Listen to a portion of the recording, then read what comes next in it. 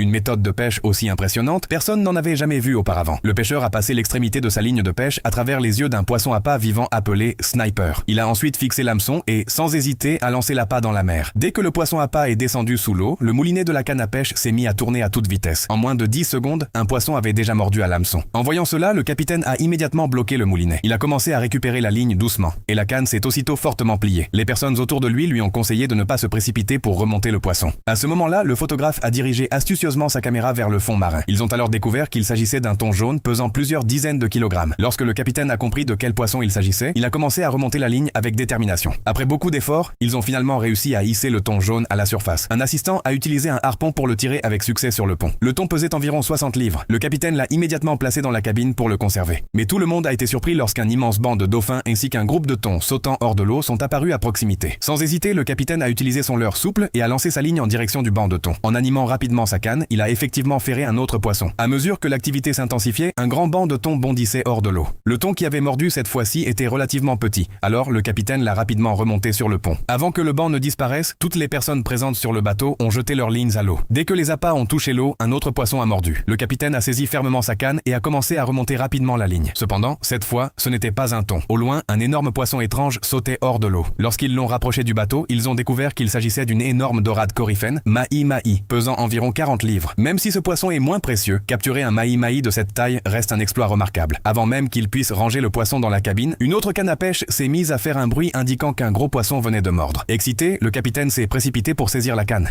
Avant qu'il ne puisse sentir pleinement la puissance du poisson sous l'eau, un autre grand poisson a bondi hors de la surface. Cette fois, c'était un maquereau géant. Comparé au thon, ce poisson était encore plus imposant. Pour éviter qu'il ne s'échappe, le capitaine n'a pas osé tirer trop fort. Il alternait simplement entre laisser sortir et récupérer la ligne afin d'épuiser progressivement le poisson. Finalement, après plus de 10 minutes d'effort, ils ont réussi à ramener le maquereau près du bateau. On estimait qu'il mesurait environ 2 mètres de long et pesait au moins 100 kg. Après avoir pris quelques photos, le capitaine a décidé de le relâcher. 10 minutes plus tard, un autre énorme poisson a saisi l'appât. Le capitaine a immédiatement bloqué le moulinet et a commencé le combat. À travers l'objectif de la caméra, on pouvait voir qu'il s'agissait cette fois d'un gigantesque thon jaune. Après une demi-heure d'efforts intenses, le capitaine a enfin réussi à ramener le poisson au bord du bateau. Ce thon était si énorme que même 3 personnes réunies avaient du mal à le soulever.